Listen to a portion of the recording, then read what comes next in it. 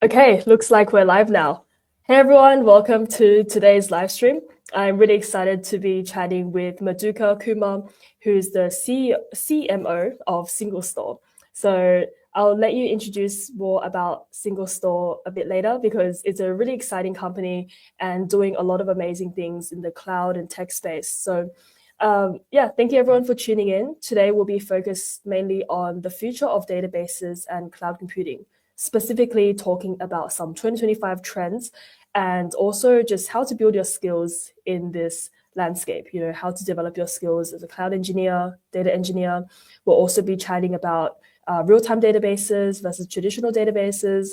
Lots of questions and lots of interesting topics. So hope all of you stay tuned and looking forward to the live stream.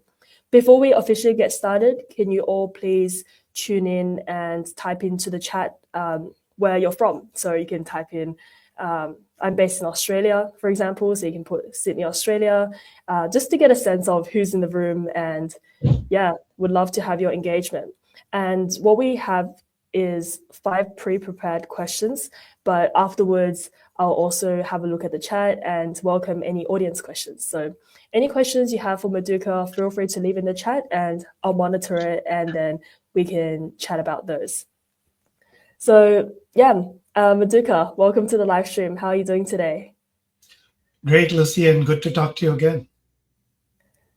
Great. So to get started, could you please tell us more about SingleStore and also do an introduction about yourself? Yeah, absolutely. So SingleStore was known earlier as MemSQL. It was an in-memory distributed SQL database. But then the company, the engineering team, they developed a patented technology to go from in-memory only to NVMEs, SSDs, and then finally to object storage. So what was SQL and extremely fast, it went from in-memory to persistent and 3-tier. In addition, we added a whole bunch of different data type support to it. So it's not just SQL, but you can also use JSON. It is Mongo API compatible. You can do vectors and you can do other stuff and you can do it at scale. Plus, the second pattern that we have is for being able to run queries that is not just exceptionally fast read and write, but you can also run analytics queries. And I can talk a little bit more about that. So what that makes SingleStore now is the single store for all your data and different data types that you can query both for your apps as well as for your AI apps. And you can do it at petabyte scale in a few milliseconds. In terms of my own background, I started off as an engineer, went on to become a product manager. And then from product manager, I also started to get into product marketing, and now I run the marketing at SingleStore. I've been here for over 2 years, but I've worked in other databases companies, specifically Redis as well as Oracle as well. Nice, amazing journey so far, and thanks for sharing more about SingleStore. I'd love to hear some of the use cases later of how you've been able to help some customers with growing their business. So what I'm going to do now is pull up the 5 questions we've prepared. So we've done the welcome and introduction. We want to talk a little bit about real-time analytics as well as AI and how databases are evolving to fit these. We'll also talk about what makes SingleStore different from traditional databases with its real-time features, as well as some of the challenges that you've seen companies face when scaling databases. And then we'll wrap up with the skills that cloud and data engineers should learn to stay ahead. So Madhuka, so what are your thoughts on, the current state of AI right now? And how do you think databases are evolving in order to meet this need? Because as we all know, we've seen the rise of AI tools like ChatGPT, but also recently AI agents as well. These agents are helping, different companies by having sort of role-based purpose, like software or maybe using AI for like specific tasks. Would love to hear from a database perspective how it's evolving. Yeah, I think let's look at it first from a zoomed out view, and then we'll get into the specifics of where we see the changes are. So if you look at the overall evolution of the market space in AI today, think of it as the bottom of the stack is the GPUs and the chips that are being used for both training the models, but also serving the models. Then on top of that is the compute, or it is the compute service providers or cloud service providers. So that's where you would have AWS, GCP, Azure, and so on. Then a layer above that is the inference model. So that's where you get Anthropic, OpenAI, Mistral, and so on. Then on top of that is, of course, the app layer, which also has the framework layer. And the app layer is where everybody has access to the same models. Now with the low code, zero code kind of paradigm or vibe coding, a lot of people are building apps. So what is the differentiator there? The differentiator truly then becomes not the apps, but the data it is using along with the inference models to build those apps. So when we talk to a lot of large enterprises, that's where most of our customers are.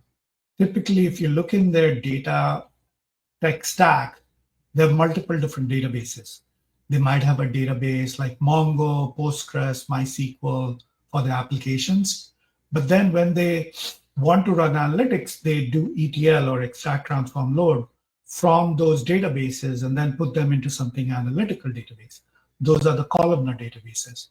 So now it might be in Snowflake, it might be in Databricks, it could be in a data lake or data lake warehouses.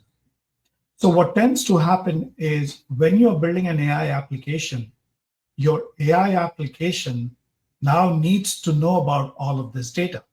And the LLM doesn't have context about your data because it's been trained on publicly available internet data. So what do?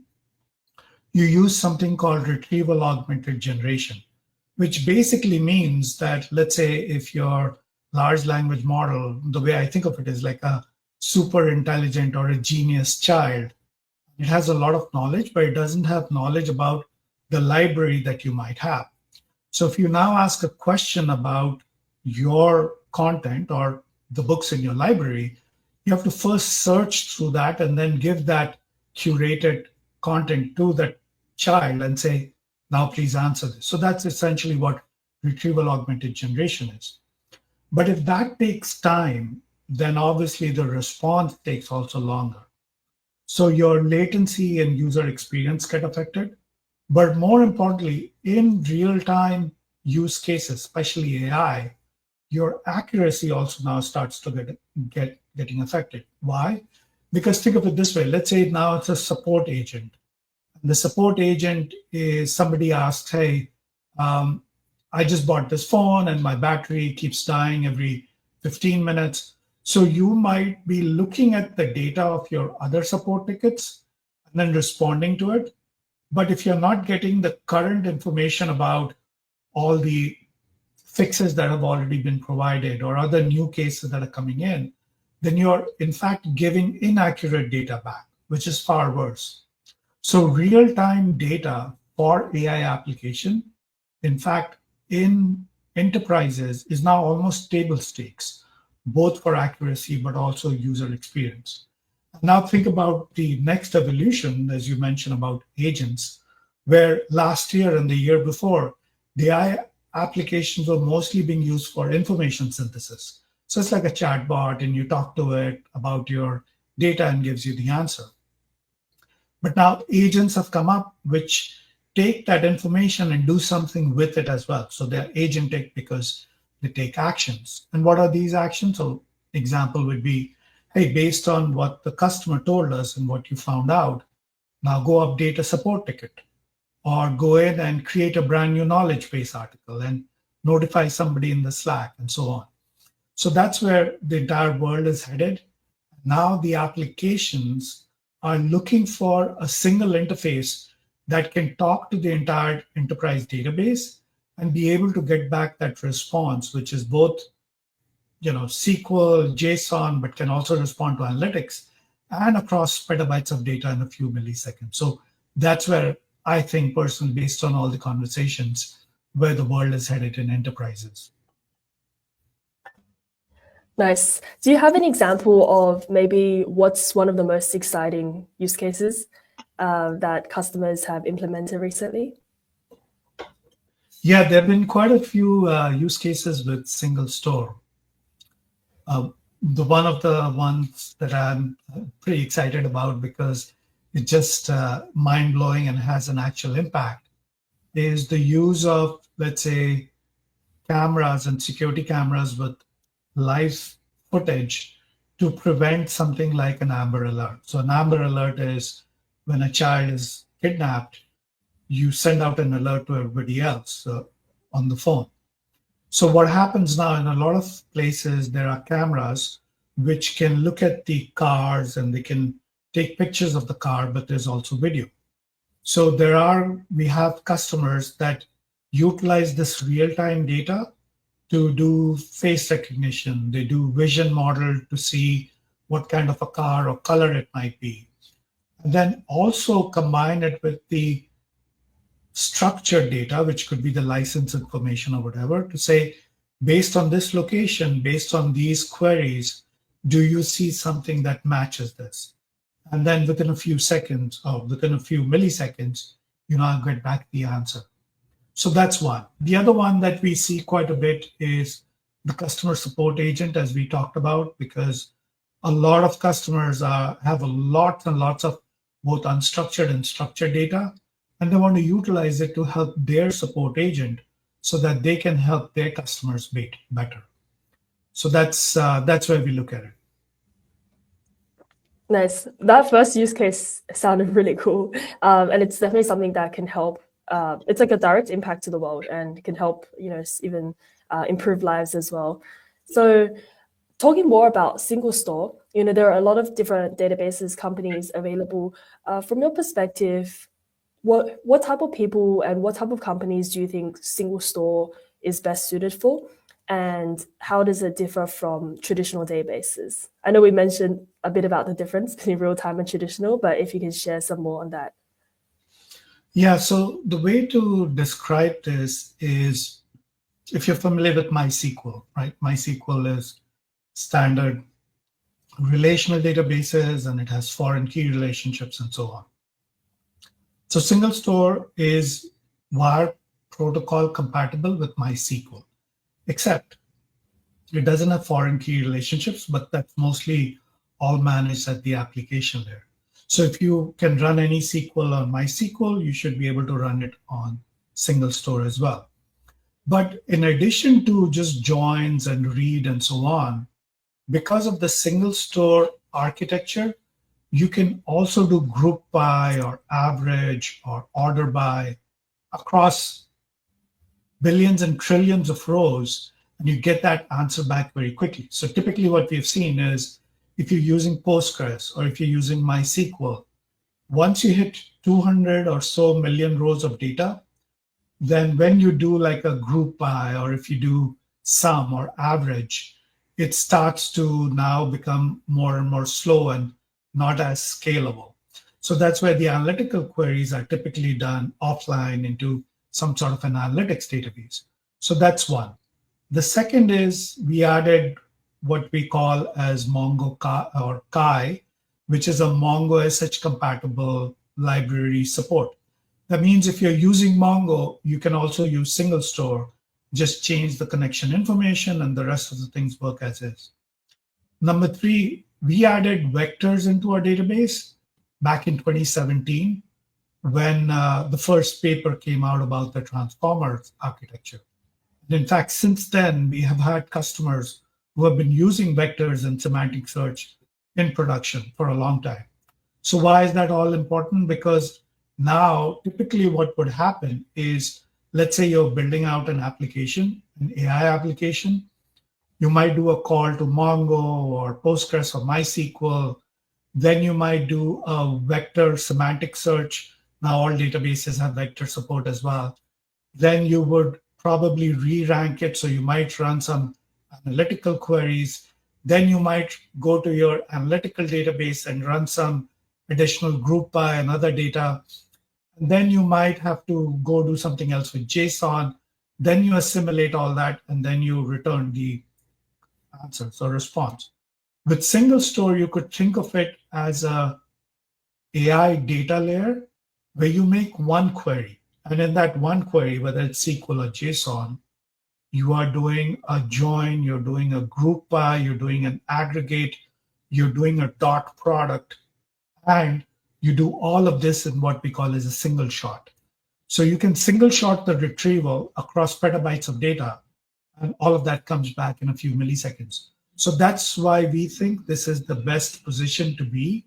Almost think of it as an extremely fast data layer or an interface for all your enterprise data. Yeah, that definitely sounds very efficient and very convenient as well for companies. I do have a follow-up question because we got this question in the chat that's asking about how does migration work with SingleStore? So I think what they're asking is if they have an existing database, but they'd like to migrate it to SingleStore, what would be the process there?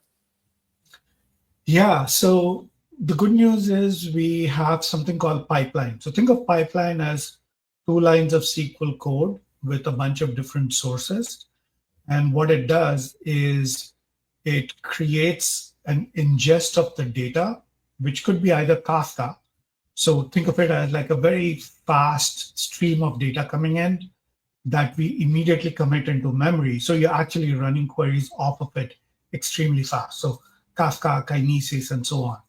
But in addition to that, we have a bunch of different connectors in that pipeline to not only other databases, but also to ERP as well as CRM, which is Salesforce. So that's a new acquisition that we had, which is now called Single Flow. So think of the database, the SingleStore database, with multiple CDC in and CDC out. So you can bring in the data and you can run queries right off of it. And if you want to post the data back, you can do that as well. And very recently, which is another thing that's happening in enterprise, we also added support for Iceberg table. So if you have a very large set of data sitting in your data lake or open lake, and then it is in an Iceberg format, we can read from it and write back into it as well. So that's what I would say is the input and output into the SingleStore. I think of it as an extremely fast ingest level.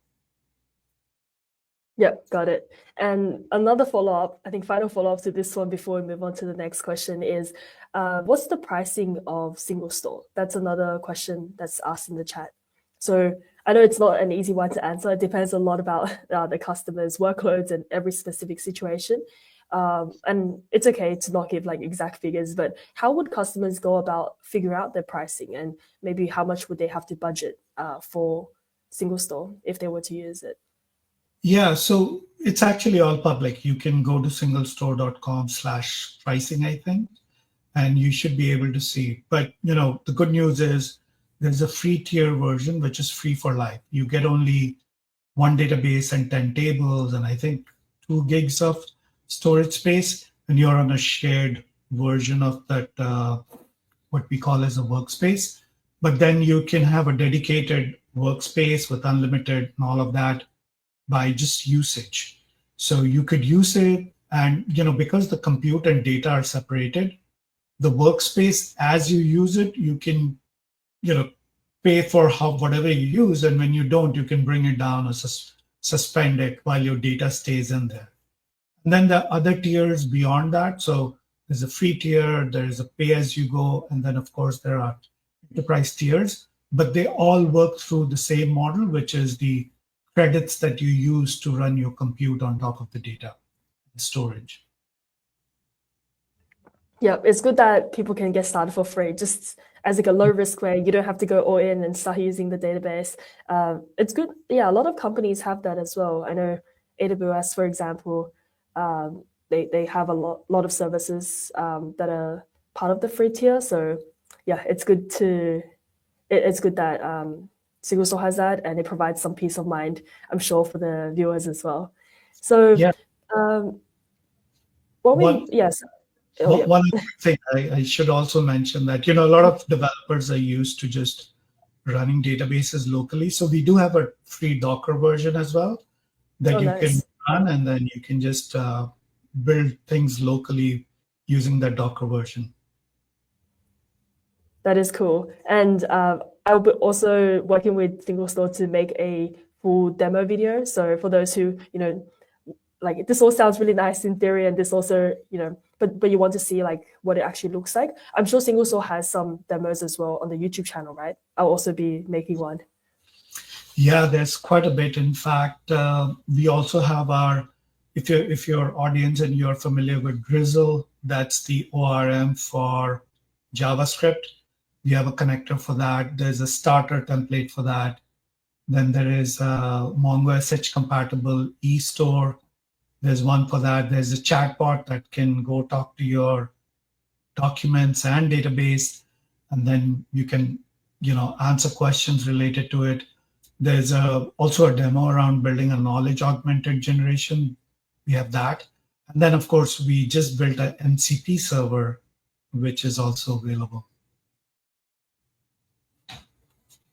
Awesome. So moving on to the challenges that companies face, when let's say they want to move from the traditional database to to something like SingleStore, and then afterwards they're looking to like scale their databases. What would you say? Yeah, what would you say are the challenges that they will face? I'm thinking initially one of them could be cost, like initial cost. One of them could be the complexity, maybe having to change around data. But yeah, just for the audience, what would you think are the main challenges? Yeah, all of the above. And I think the consequences of that is not just expensive, but the opportunity cost, in the sense, if your data tech stack is very complex, when you go to market to build something, it might take you months, whereas your competitors might just do it overnight because they don't have the exact same database and the complexity. So there's that. But I think the biggest thing to note here is that typically when you just look in YouTube or any of these Medium and other places, you would see that people talk a lot about doing just retrieval augmented generation across unstructured data, right? So you'll be, oh, let me build an AI application that can talk to my PDF. And those PDFs could be health documents, or it could be, let's say, a 10K document for a company and so on. But the reality is that most of the large companies, they also have a good portion of that data sitting in structured and semi-structured data.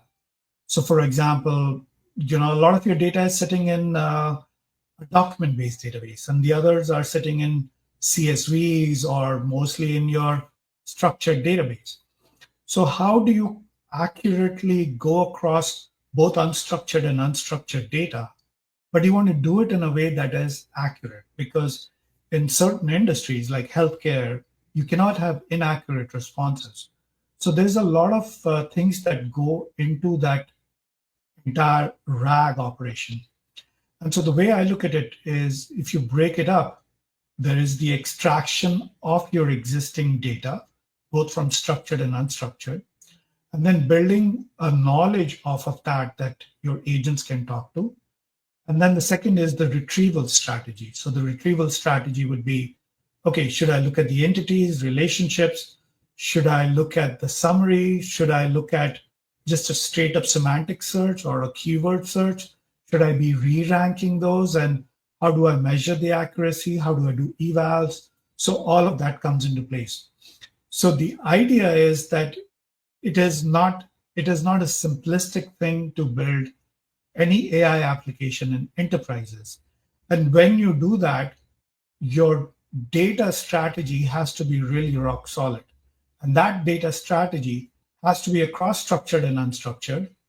And unless you have more control over it, it becomes harder and even more expensive to start moving the data around and build AI application when your competitors have already moved ahead. Nice. I think those were like the challenges that I was thinking of, but then you were able to explain that really well and like really detailed. So that's really good. And I think with each challenge, there's always ways around it, and it's good to kind of be informed and be aware before starting. So last question, before we go into some more audience questions, is around the skills. So I actually attended the Salesforce TDX conference recently, and they mentioned that later on there's going to be maybe in the next 10 years a skills gap, and where there's going to be a lot of jobs in the AI cloud tech space, but not enough people who are qualified to fill these skills. So it does present a huge opportunity for those who are either job seekers or people who are looking to just upskill and learn something new for their career. From your perspective, I guess from seeing employees in your company and also just from the customer side, what do you think are the main skills that cloud engineers and data engineers should focus on, maybe this year or the next few years? Yeah, the answer really is we are all learning trial by fire. But I think one thing has become very clear that people with a lot more horizontal skills are a lot more needed. So, what do I mean by that? Initially, it used to be that somebody just knows regression or just knows the statistical analysis part of analysis. And, somebody else was doing data engineering, somebody else was an expert in BI. Now, because of AI, the folks who are really wanted and are considered experts are who have a much more broader skill so that they can use AI to go deeper into each one of these. So that means you can go build out an entire stack on yourself by yourself using very sophisticated AI tools, and you can do it much faster and you can do a lot more versus having to go to 5 different people and then which still exist for a lot more of the deeper challenges. So that's one. The second I would say is we definitely are seeing a lot more people to start using AI coding tools to build things like agents, because agents, and now there are so many tools out there that you can build an agent with or without knowledge. There are tools now that exist. And one of the things that I've seen just massively take off in the last few weeks is the Anthropic MCP servers. So think of them as a lot of people define it as a USB-C port or a wire between agents. So if you're building out agents and now it talks to another MCP server, then how would you build that MCP server? What would be those tools? And how can you connect your agent to talk to them in plain English or natural language and then be able to build out entire suite of applications by not worrying about the backend because somebody else has built out the MCP servers. And if you're in the backend, then you need to understand and learn the protocols related to MCP servers and things like that. Then there are frameworks around agents that you need to learn. So I would say I'll go back to a much more broader and horizontal knowledge and skills. And for those who are extremely knowledgeable and skillful in one area, they would be the ones also that would be a lot more required. Sadly, those who have only a small knowledge in one specific field, they would have to broaden the skills or go a lot deeper into just that one skill. We've gotten a positive feedback from the live chat saying, wow, that's a really great perspective on the effect of AI needed skill sets. The horizontal makes a lot of sense. And I like that as well. I like how it's like you have to focus on the horizontal. And also it depends on the role that you're aiming for, or like the role that you want to be in this sort of landscape, depending on your strengths or also your interests. That could vary, and it's good later on to maybe dive deeper into that. So another question in the chat related to this is, what resources can I use to learn? Someone mentioned Udemy. I think Udemy, Coursera, like there's a bunch of free places, free courses that you can check out. I think LinkedIn Learning as well. Also have a look at the company's documentation, or if there's any workshops that they run, any events. And then I think also just attending meetups and conferences. That's something I still do to this day. Anything else you'd like to add, Maduka? I was just thinking like off the top of my head what they can use. Yeah, I'll tell you what I use, because again, this is another area where you could use AI to like really supercharge and customize your learning. So what I typically do is, of course, based on what I've been doing, the algorithm on YouTube and Twitter has now become really good for me, that every morning it gives me uh, the news items that I can go look at and explore. But typically, I think if I want to go do a deep dive, I would either go to Perplexity or even ChatGPT if you have the deep research feature. So while I'm having coffee, it takes some time. I would say go do a deep dive and then write it out. And then it really goes, looks into the internet, and it will write almost like a technical paper level research for you. And then you can keep going back and forth like it's your own professor to say, what do you mean by this? How do I do this? Can you give me a code piece in pseudocode or Python code that I then go and try? So you can go back and forth versus, for me at least, it's very hard to just sit through 7 or 8 hours of learning and then keep it in my brain. I like to just go try it, run into an error, try something else, and then keep asking it. And then the other tool, which I think is a lot underrated, is the Google AI Studio. If you go to Google AI Studio, you can actually share your screen. You can talk to it and say, hey, I'm in this application. I'm trying to do this. What should I be doing? So using that, you can learn new skills or you can just improve your existing skills. Like I could just go and have my Figma open, for example, and say, I'm trying to create auto layout. What should I do? And it would tell me and go here, click here and do that. So that's the other second way of learning the things. And then the third thing that I also, as you can tell, I'm a learning junkie. So I usually never stop. So the third thing I do is in Google LM Studio or LM Notebook, not Studio, you can then upload your entire massive paper that you've done a deep research on, and it will create a very interesting podcast for you. Then while you're walking or you're exercising or in the gym, you can listen to it and it'll spur a lot more thinking into your mind as well. So I use a variety of these things to just keep up to speed and learn on my own. I got to try that last method. That's actually so cool. I haven't heard of it before, but for those who are busy, day to day and want to squeeze in some learning, that would be great. And yeah, I agree. Like learning is almost never linear. You can't just take a course end to end and be able to know everything. It's like it's a bit scrappy. You have to do this and that. It's not very cyclical. I mean, it's a bit like cyclical. You do some learning, you do some hands-on, and then kind of go around like that. So that's all the questions that we prepared, but there are a few more audience questions that we can probably answer before we wrap up. So one question, let me see. I'm trying to find the relevant questions that we can answer. Okay, this is a really good question. So Albert is a developer and is asking if their company can get a POC so that he can show his management. Yeah, absolutely. Yeah. I would say there are a couple of different ways to approach this. One is, I would say, just like any developer, go try out the free version. Just go to singlestore.com and then click on the free trial on the top right. You should be able to go walk into it and try it on. Once you're in the application, you can click on the chat button at the bottom, which is intercom, and say, hey, I'm interested in a POC, and there'll be a team member who should be able to respond very quickly.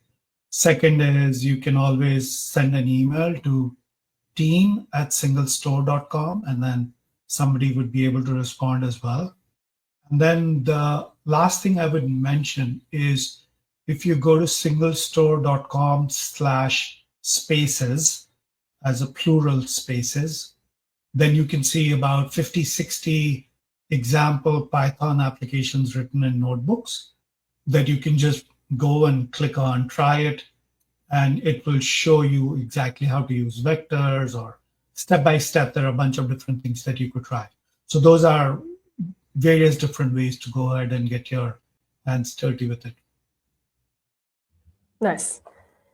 So another question is on, let me see. Okay, I think we have one final question in the chat that we haven't answered yet. So Marcus is asking, Maduka, are you hiring? So I guess not just maybe for you personally, but SingleStore in general. Yeah, SingleStore is always hiring. So if you look at our careers page, I believe there should be one on the website. If you look into the footer or someplace, you should be able to see all the open positions, and then just go through that. You should be able to find something that works for you. Nice. Okay. Yeah, and I'll link that probably in the chat as well, along with some other links that we mentioned. I'll just at the end of the live stream go through what we covered, and people can just click on it in the description. So yeah, one more question from myself. I think I want to I guess hear about what you're doing personally, like what your plan is over the next few years in order to maybe further upskill, but also just drive impact in your company. So kind of like your vision for SingleStore, if that makes sense. Yeah. So one thing that I've been thinking about is if you see the evolution of AI applications, as I was mentioning earlier, it was more of a chatbot, and now there's agents. And agents are basically, if you think about it, is just as Anthropic defines it, it's an augmented LLM, which means it's still a large language model, but it has access to tools. Now, because of those tools, it can also access specific knowledge. So now agents, in a very crude way, is kind of like a human because humans have knowledge, humans have used that knowledge to do repeated tasks, and that becomes skills, and then they have tools. So for us, the tools are a computer and a browser for people in tech. But in other industries, those are other tools. So the way I see the world is moving towards is that these agents will become more and more advanced and sophisticated. And then they would also be kind of self-sufficient. I wouldn't call it autonomous yet. So the next thing that would happen to that is those agents need to talk to each other, right? So there are certain agentic frameworks. So there is Microsoft Auto Agent, there is Crew AI, there's LangGraph, and there is OpenAI Swarm, and more recently, now you can build agents using MCP servers and client. So in that perspective, whatever comes out as the standard, and there's doesn't have to be one winner, there could be multiple different ways, then more agents will start to talk to what today exists as applications. And more agents will start talking to each other.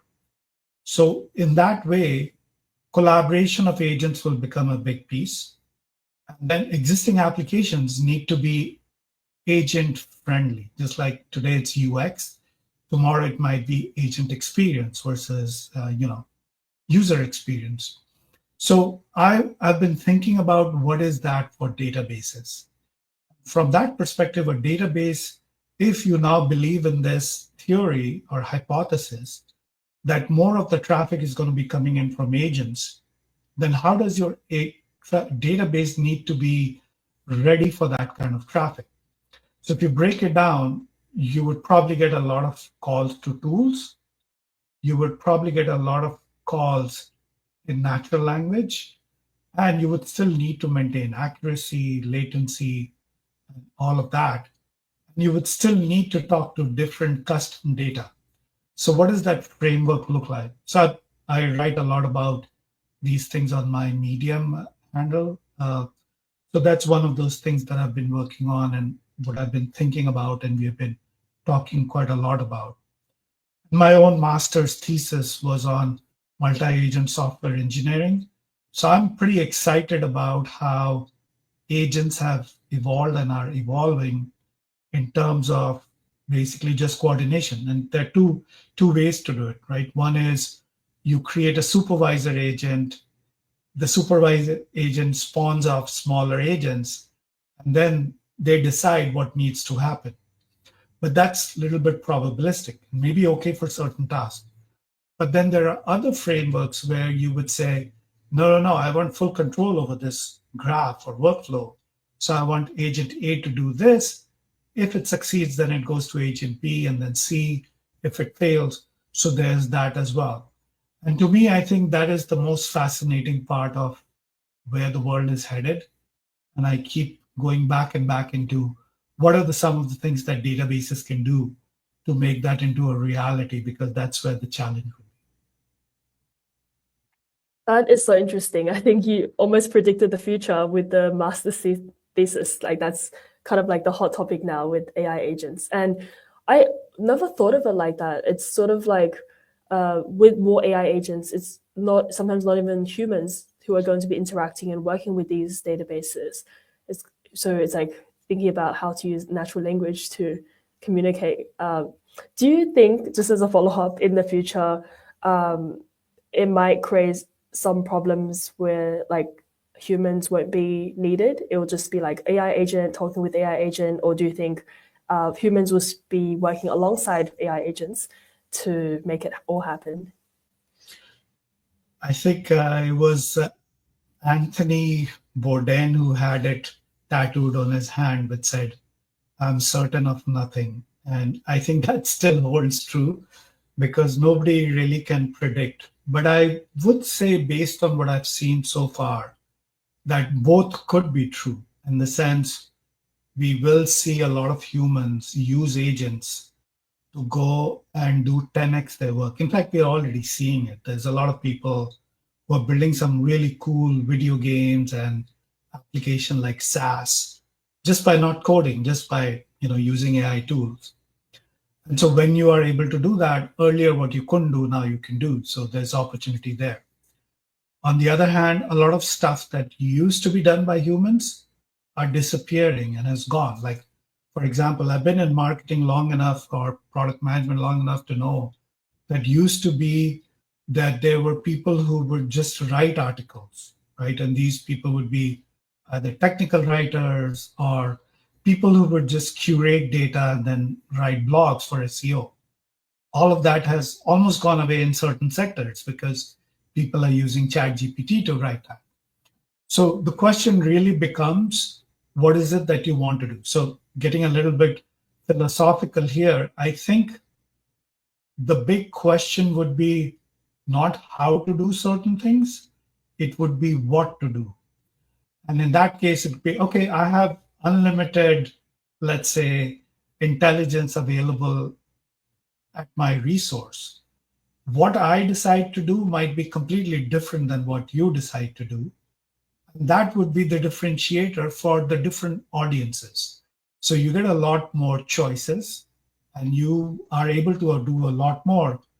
But as I tell everybody, including my kids, is that it's one thing to watch your professor solve a math equation. It's another thing, and understanding it. And it's another thing to go walk up to that chalkboard and do the equation on your own.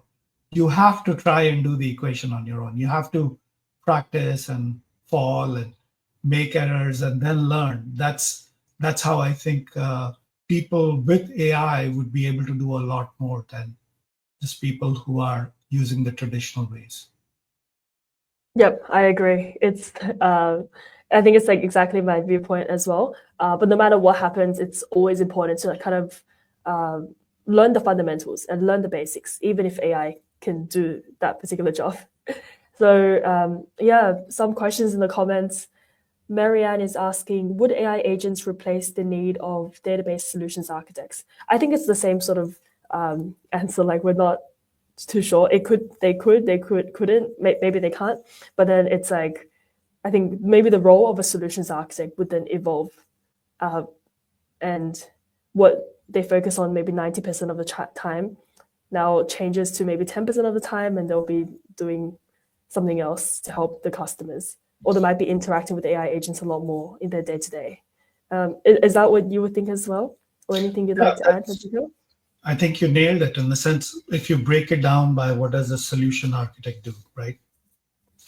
Depending on your use case, depending on the database, you either build a schema, then you figure out the high level architecture, And then you help the application developers make sure that it's optimized and you're not running into any kind of resourcing issues or scalability issues or latency issues.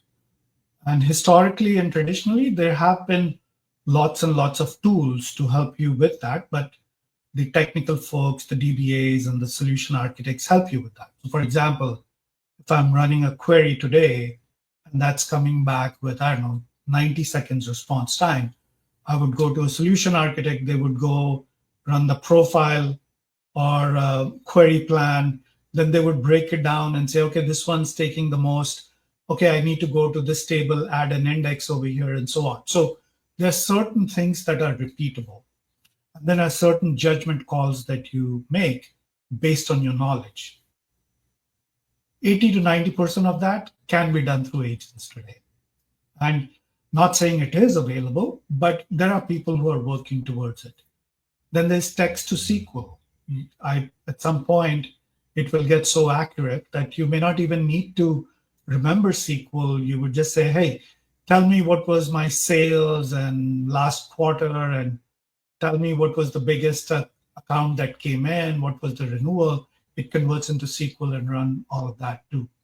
So a lot of that, I think 80 to 90, maybe even 95% would be automated, but there's still going to be about 5% in very large organizations that possibly cannot be at all automated because of so much of nuance and so much of tribal knowledge and so much of experience that goes into it. And because it's so bespoke that you cannot just, codify that 5%. But yeah, a lot of the stuff that you said absolutely makes sense. Yeah, this has been a really great discussion. So we started off just talking about like databases and AI. We covered what SingleStore does and how it stands out from different database companies, and also some challenges. And now I think we're ending off with a really fun and interesting conversation, on the future of AI. And some of it is sort of our perspective, our prediction, but we'll just have to see what happens in the future. But hopefully, everyone watching, hope you all gained a lot of useful knowledge and insights. And there's a few call to actions. I do have a link that you can check out in the description if you'd like to try out SingleStore. And I'll, at the end of the live stream, add some more links as well, like Maduka's Medium blog, and then also maybe where you can find a job with SingleStore, and also the pricing and so on. So yeah, thank you everyone for joining today, and yeah, hope to see you in the next live stream. And thank you so much, of course, Maduka, for being here today. And I'm the one just asking questions. You're the one who shared all this useful information. So really appreciate it, and yeah, hope you have a good day ahead. Yeah, thank you, Lucy. Nice talking to you as always. All right, thanks everyone.